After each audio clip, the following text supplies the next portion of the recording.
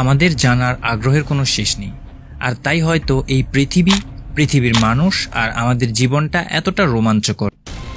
ইহুদিরা প্রচুর মেধাবী হয় এবং বিশ্বজুড়ে তাদের প্রভাব প্রতিপত্তি মানুষকে তাদের ব্যাপারে আরও কৌতূহলী করে তোলে। তেমনই কিছু কৌতূহলী প্রশ্নের উত্তর দেব। সো হ্যালো এভরিওয়ান, টাইটেল দেখে বুঝতেই পারছেন আমাদের আজকের আলোচনার বিষয় কি। বাংলাদেশের ইহুদি সম্প্রদায় নিয়ে সাজিয়েছি কাঠের প্রাসাদের আজকের পর্ব। ভিডিওটি ভালো লাগলে একটি লাইক দিয়ে বন্ধুদের মাঝে শেয়ার করে দেবেন।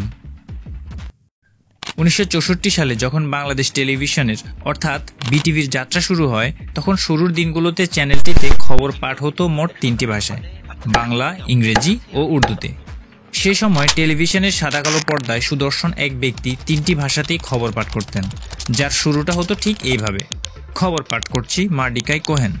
এই মার্ডিকাই কোহেন বা মার্ডি কোহেনকে বলা চলে বাংলাদেশের ইহুদিদের মধ্যে সর্বশেষ সুপরিচিত ব্যক্তি। 1968 সালে বাংলাদেশ ছেড়ে যান তিনি। দেশে বসবাসকালে তিনি অভিনয় করেছেন 7টি বাংলা সিনেমায়, যার মধ্যে উল্লেখযোগ্য সিনেমাটি হচ্ছে খান আতাউর রহমান পরিচালিত সিরাজউদ্দৌলা, যে সিনেমায় নাম ভূমিকায় ছিলেন আনোয়ার হোসেন।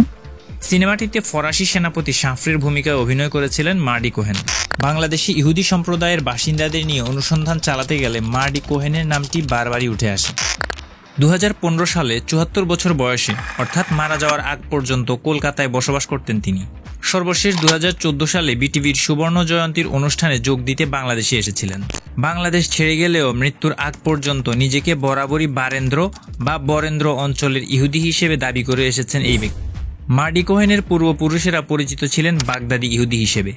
বাংলায় বাগদাদি ইহুদি সম্প্রদায়ের উৎস খুঁজতে গেলে সবার আগে উঠে আসে শ্যালম কোহেনের নাম।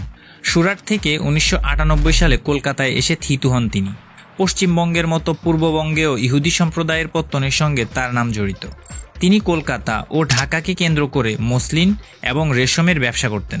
1817 সালে তার বড় মেয়ে লুনাহর সঙ্গে মোজেস ডুয়েক নামক এক ব্যবসায়ীর বিয়ে হয়।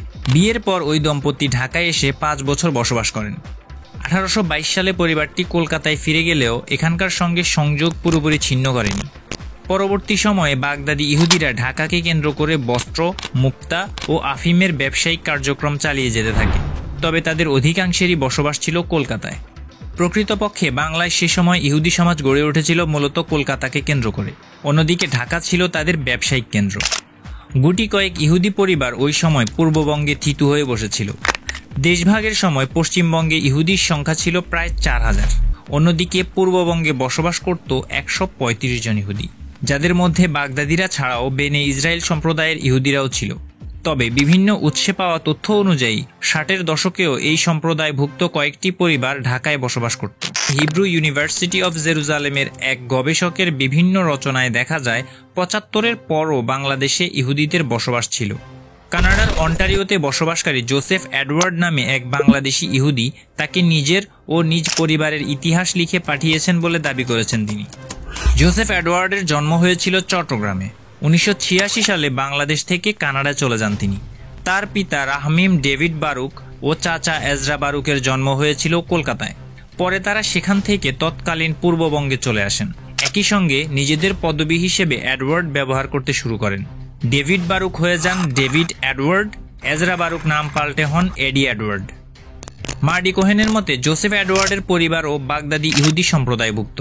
তার এক পূর্বপুরুষ এজরা বারুক বা হাচেম রিউবেন ছিলেন বাগদাদের নামকরা এক র্যাবাই পরিবারের সন্তান। 1900 সালে কলকাতায় তার মৃত্যু হয়। বর্তমানে জোসেফ এডওয়ার্ডের আত্মীয় স্বজন ইসরায়েলের আরাদ ও বীরশেবা অঞ্চল ছাড়াও অস্ট্রেলিয়া, যুক্তরাজ্য ও কানাডায় বসবাস করছে। ডক্টর শ্যালভা ওয়েলের বর্ণনায় ঢাকা ছেড়ে যাওয়া আরেকটি ইহুদি পরিবারের তথ্য পাওয়া যায়। 70-এর দশকে ইসরায়েলের লোদ শহরে বসবাস করতেন বেনে ইসরায়েল সম্প্রদায়ভুক্ত জর্জ রিউবেন। 60-এর দশক পর্যন্ত স্ত্রী দিনা ও 3 সন্তানকে নিয়ে ঢাকায় বসবাস করতেন তিনি। সেই সময় তিনি পাকিস্তান অক্সিজেন লিমিটেডে চাকরি করতেন। 2018 সালে ফরেন পলিসি ব্লগসে প্রকাশিত এক নিবন্ধে স্থানীয় সূত্রের বরাত দিয়ে দাবি করা হয় ঢাকায় এখনও 4 জন ইহুদি বসবাস করছেন, তবে নিজের পরিচয় গোপন করে, যদিও এই তথ্যটি অনেকটাই অসমর্থিত। মার্ডি কোহেনের মতে বাংলাদেশ ছেড়ে যাওয়া ইহুদিদের অনেকেই এই দেশকে ভুলে যেতে পারেননি আজীবন। মৃত্যুর আগ পর্যন্ত বিভিন্ন সংবাদ মাধ্যমে দেওয়া সাক্ষাৎকারে মার্ডি কোহেন রাজশাহীর স্মৃতিচারণা করেছেন বারবার। তার মা ছিলেন কলকাতার ইহুদি, সেই সূত্রে সেখানেই জন্ম তার। অন্যদিকে বাবার পরিবার ১.৫ শতকেরও বেশি সময় ধরে থিত ছিল রাজশাহীতে, তাই তার বেড়ে ওঠা রাজশাহীতেই।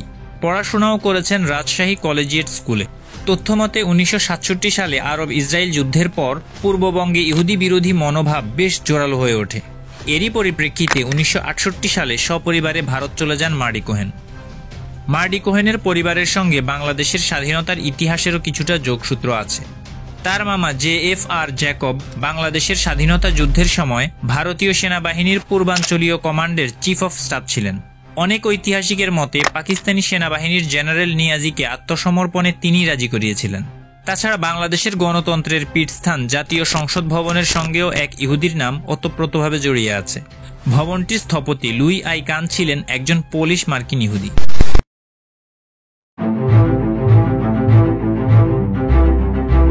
বাংলাদেশ মুসলিম প্রধান দেশ হলেও এই দেশে হিন্দু, বৌদ্ধ, খ্রিস্টান, শিখ, জৈন ধর্ম ছাড়াও আরও বিভিন্ন ধর্ম বিশ্বাসের মানুষের বসবাস রয়েছে।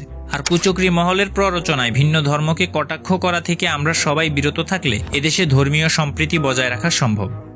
যার উদাহরণ হিসেবে দেখা যায় ড্রিউ বিন্সকি নামক এক ইহুদি যুবক প্রায় ৪০টির বেশি মুসলিম রাষ্ট্র ভ্রমণ করে মুসলমানদের নিয়ে তার অভিমত ব্যক্ত করে, যেখানে তিনি অকপটে বলেছেন বহির্বিশ্বে মুসলিমদের জঙ্গি অথবা সন্ত্রাসী বলে প্রচার করা হচ্ছে। তবে একজন ইহুদি বিন্সকির মতে অন্য সব সম্প্রদায় থেকে মুসলমানরা আতিথেয়তার দিক থেকে অনেক এগিয়ে।